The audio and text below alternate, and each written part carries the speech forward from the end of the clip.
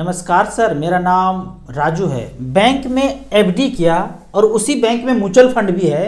उसके बारे में ना कभी किसी ने बताया और ना कभी अपना भी दिमाग लगाया।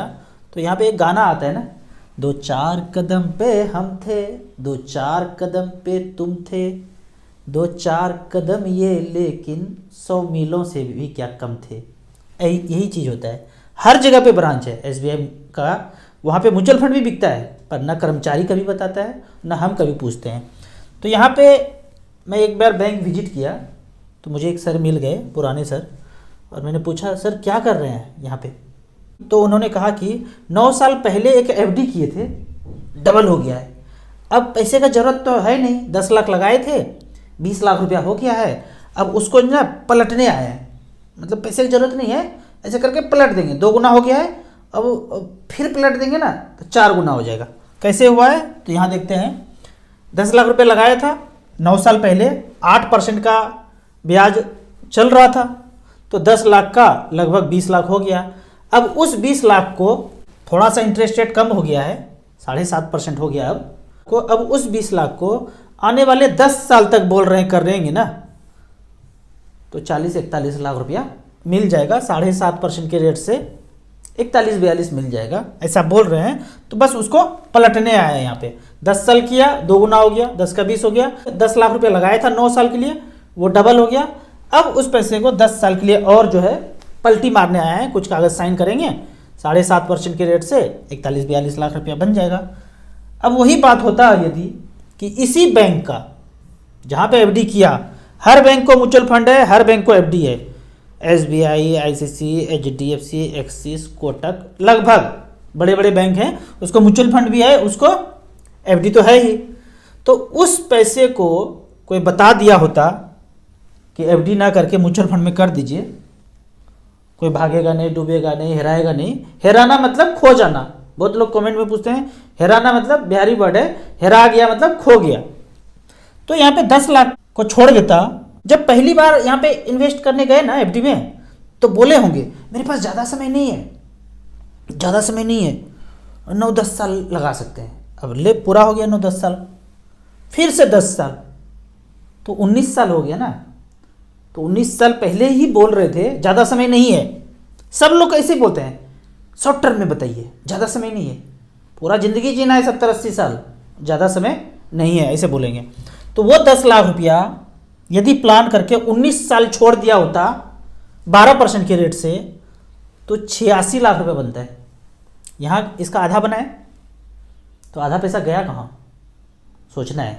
86 लाख रुपया मात्र 12% के रेट से बनता है। तो यहाँ पे देखते हैं, एक एक्चुअल रिकॉर्ड देखते हैं। फंड लिया है balance fund category, hybrid aggressive. पिछले 19 साल में 10 लाख रुपया वन टाइम रखा। पहले फंड का नाम आता है ICC potential equity and debt. यहाँ पे 10 लाख रुपया 2004 में इन्वेस्ट किया, आज वैल्यू है 1,47 लाख, 15% के रेट से। ये एक्चुअल रिकॉर्ड है, हमने तो 12 कैलकुलेट किया था कि कैलकुलेट किया तो भी 86 लाख रुपये बना है। दूसरा फंड है एसबीआई इक्विटी हाइब्रिड, 2004 में यहाँ पे इन्वेस्ट किया 10 लाख रुपया वन टाइम, तो पैसा है 1,46 लाख रुपये, 15% के रेट से रिटर्न दिया है। अब क्वेश्चन होगा कि ये भाग जाएगा तो, खत्म हो जाएगा तो, डूब हो जाएगा तो इस फंड के हिस्ट्री में जाते हैं कि इस फंड को डूबने के लिए, भागने के लिए क्या क्या तांडव होना पड़ेगा, इस बारे में चर्चा करते हैं। यहाँ पे अगर देखा जाए तो इस फंड का जन्म जो है 1995 में हुआ था, और तब से लेके अब तक ये चल रहा है। और सिंस इंसेप्शन अगर रिटर्न देखा जाए, सिंस इंसेप्शन रिटर्न का बात किया जाए, तो यहाँ पे मेंशन होगा कि सिंस इंसेप्शन इन्होंने 13.78% का रिटर्न दिया है। तो इस फंड में अगर बैलेंस कैटेगरी का फंड को देखते हैं कि इसने कहाँ कहाँ पैसा लगाया है, तो आता है ऑल होल्डिंग्स में। एचडीएफसी बैंक में 7%, इस फंड का 7%। अगर 1 लाख रुपया इन्वेस्ट किया तो 7,000 रुपया एचडीएफसी बैंक में इन्वेस्ट कर देंगे इसके फंड मैनेजर। आईसीसी बैंक, भारतीय Airtel, state bank of India, मतलब म्यूचुअल फंड। एक चीज़ कन्फ्यूजन दूर करना चाहिए कि बैंक ना अपने आप में सुनने में तो एक लगता है, लेकिन 3 अलग अलग कंपनी है। एसबीआई बैंक अलग है, एसबीआई म्यूचुअल फंड अलग है, एसबीआई लाइफ इंश्योरेंस अलग है, तीनों अलग अलग है, तीनों का ब्रांच भी अलग अलग होता है। तो एक ही नहीं सोचना चाहिए, एसबीआई लगा हुआ है तो एक ही नहीं सोचना चाहिए। आईसीसी म्यूचुअल फंड अलग है, आईसीसी बैंक अलग है और आईसीसी लाइफ इंश्योरेंस अलग है, तीनों अलग अलग चीज़ है। तो इसके फंड मैनेजर ने एसबीआई में भी थोड़ा सा पैसा डाला, कितना 4.98, इन्फोसिस में, डेविस एमआरएफ में 3.26, श्री सीमेंट में 2.98, इस तरह से करके अगर देखेंगे होल्डिंग्स तो टोटल कितना कंपनी है, ये कंपनी है बैलेंस फंड में अगर बात करें 71 कंपनी में इसके फंड मैनेजर ने पैसा डाला है। तो हमारे पैसे को डूबने के लिए इस 71 कंपनी को डूबना पड़ेगा। इसीलिए लंबे समय में सोचना नहीं है। लंबा समय बोलते किसको हैं, बच्चों के एजुकेशन के लिए, बच्चों के मैरिज के लिए, खुद के रिटायरमेंट के लिए, घर खरीदना है 15 साल 16 साल 20 साल के बाद, उसके लिए थोड़े थोड़े पैसे जमा करेंगे तो इस तरह से 12 से 15% के बीच रिटर्न मिल जाता है। अब कुछ कमेंट का बात करते हैं। यहाँ पे कमेंट में क्वेश्चन पूछा गया है, यदि ऐप से परचेज किया तो क्या बैंक जाके उसको विड्रॉ कर सकते हैं? बैंक नहीं जाना है। बैंक में म्यूचुअल फंड और लाइफ इंश्योरेंस बिक सकता है, पर आप जब बेचने जाएंगे, कुछ और काम करने जाएंगे तो शायद वो करेंगे नहीं। क्यों नहीं करेंगे? इसके लिए अनिल कपूर का डायलॉग सुनना है ताल पिक्चर से कि हम दर्द की दवा बेचते हैं, खरीदते नहीं हैं। तो खरीदेगा कौन? आपने म्यूचुअल फंड खरीद तो लिया, अब बैंक जाके ऐप से खरीदा और बैंक में जाके बेचना चाहते हैं, रिडीम करना चाहते हैं। तो म्यूचुअल फंड का ब्रांच अलग होता है। मैंने क्या बोला, बैंक अलग है, म्यूचुअल फंड अलग है और लाइफ इंश्योरेंस अलग है। तो म्यूचुअल फंड का भी ब्रांच होता है, एसबीआई म्यूचुअल फंड का भी ब्रांच होगा। नहीं है तो छोटे बड़े शहर में कार्बी और कैम्स का ऑफिस होता है, वहाँ जाके आप बेचेंगे तो कोई आपको बोलने वाला नहीं है। आप किसी भी ऐप से खरीदे हैं तो ब्रांच जाके कार्बी कैम्प्स के ऑफिस में, या म्यूचुअल फंड का जो ऑफिशियल ब्रांच है, एसबीआई म्यूचुअल फंड का ब्रांच कहाँ कहाँ है, वो कॉल सेंटर से या फिर आप ऑनलाइन चेक कर सकते हैं, वहाँ जाके आप कर सकते हैं। ये नहीं पूछेगा कभी कि आप किस ऐप से खरीदे थे, ऐसा नहीं बोलता कोई। आप ब्रांच जाएंगे तो कौन से ऐप से खरीदे हैं इसका कोई मतलब नहीं है। ऐप मतलब सड़क पे चलने वाला एजेंट, इस एजेंट से खरीदा कि उस एजेंट से खरीदा, क्या मतलब है किससे खरीदा, तो वही ऐप है। इस ऐप से खरीदा कि उस ऐप से खरीदा, ये आपको ब्रांच में नहीं पूछेंगे। तो आपको म्यूचुअल फंड के ब्रांच में विजिट करना है, बैंक में विजिट नहीं करना है। कभी कभी आपको हेल्प वो कर भी सकते हैं, नहीं भी कर सकते, वो बाध्य नहीं है इसके लिए।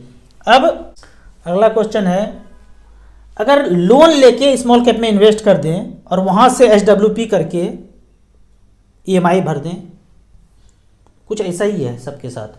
करना कुछ नहीं है, हिंग फिटकरी कुछ नहीं लगाना है, मेहनत कुछ नहीं करना है और अपने आप आ जाए। जैसे वो होता है ना, शेर सोए हुए हैं मुंह में ऐसे कुछ आ जाए, कहानी पढ़े थे, तो उस टाइप से नहीं करना है भाई। जो मेहनत किया, जो पैसा बचा, उसी को इन्वेस्ट करना है, चाहे 1000 हो, चाहे 500 हो, 5000 हो, जितना भी हो। इस सब चक्कर में पड़ेंगे तो पता चलेगा घर भी जो है, लोन मिलेगा कैसे? एक बार लोन ले लिया, मान लीजिए इधर उधर कुछ हो गया तो अगला बड़े लोन आपको कभी मिलेंगे भी नहीं। आपको हाउस लोन चाहिए था बाद में, या और कुछ चाहिए, ज़रूरत पे मिलेगा नहीं। नवाबी तो आपने कर लिया, यहाँ पे देखने में, सीखने में 1 लाख लोन ले लिया, 50,000 लोन ले लिया, अब उसको रीपेमेंट ही नहीं कर पा रहे हैं, तो नवाबी सीखने में तो चले गए। तो ये सब नहीं करना है, सिंपल प्रोसेस है म्यूचुअल फंड का। बहुत से चैनल पे बोलते हैं आप स्टॉक मार्केट के बारे में कुछ भी नहीं जानते हैं तो सीखिए, गलती होगा, लॉस होगा, सीखिए। अरे भाई कौन सीखेगा, कौन लॉस करेगा? वो जो इसको अपना प्रोफेशन बनाना चाहता है। पर कोई काम कुछ और करते हैं, समय नहीं है, तो वो सीखेंगे क्या, पढ़ेंगे क्या, लॉस क्या करेंगे? बेहतर है ना SBI small cap, SBI mid cap, SBI Contra fund में इन्वेस्ट करके छोड़ दीजिए, कोई लॉस वॉस का बात नहीं है। 5 साल के बाद खोल के देखिएगा बढ़ा ही मिलेगा, 10 साल के बाद खोल के देखिएगा स्टेटमेंट बढ़ा हुआ ही मिलेगा। इतना दिमाग नहीं लगाना है साधारण आदमी को।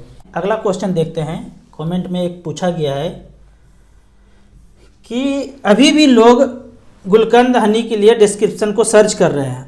ये काफ़ी लोगों ने पूछा है कि गुलकंद हनी, पहले कभी मैं इसके बारे में बताया था। यदि जो लोग मिठाई के शौकीन हैं, खाना खाने के बाद मिठाई खाते हैं, तो मुझे पहली बार ये मधुमृत गुलकंद हनी मिला। 1 चम्मच खाया ना तो जितने तरह का मिठाई है ना मैं उसको भूल गया।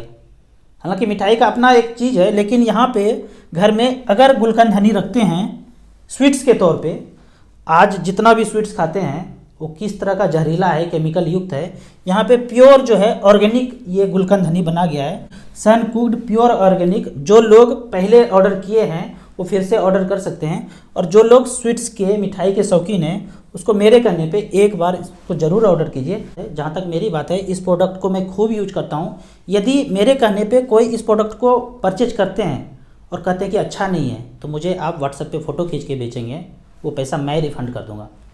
जहाँ तक ये बात है कि इसको एडवर्टाइज़ करने का, मैं किसान से कोई भी चार्ज नहीं करता हूँ। कितना किसान हम लोगों के लिए करते हैं, और हम लोग पैसे तो छाप रहे हैं, ऑनलाइन काम कर रहे हैं, स्मार्ट वर्क कर रहे हैं, जो भी कर रहे हैं, पर किसान जो हमारे लिए कर रहे हैं, सुबह से शाम तक जो खाना खाते हैं वो खेत से ही आता है। बदले में हम क्या देते हैं, थोड़ा सा सोचना है धूप में बैठ करके। वो अगर फल खा रहे हैं, वो खा रहे हैं, वो फल कैसे आया है, कभी वो किसान के बारे में भी सोचना है। ऑनलाइन यदि आप परचेज करते हैं, 100-150 रुपया उस किसान को चला जाएगा। हरियाणा के हमारे मित्र हैं, 1 रुपया भी मैं यहाँ से चार्ज नहीं करता हूँ। मुझे मेरे मेल पे इतना एडवर्टाइज है ना कि इस गेम का प्रचार कर दीजिए, इस कॉइन का प्रचार कर दीजिए, तो $1000 मिल जाएगा। हमें 1 रुपया भी नहीं चाहिए वैसे। इस तरह से किसानों का मदद अगर कुछ हो सकता है मेरे चैनल से, तो मैं ये वो करने की कोशिश कर रहा हूँ। लिंक मैं डिस्क्रिप्शन में दे दूँगा। आपको इसी तरह और कुछ म्यूचुअल फंड के बारे में जानना है, इन्वेस्टमेंट के बारे में जानना है, तो इस नंबर पे मुझे व्हाट्सअप कर सकते हैं। आपको वीडियो अच्छा लगे तो व्हाट्सअप यूनिवर्सिटी में दोस्तों के बीच से ज़रूर शेयर करें। यूट्यूब पे देख रहे हैं तो लाइक एंड शेयर जरूर करें। Thank you so much.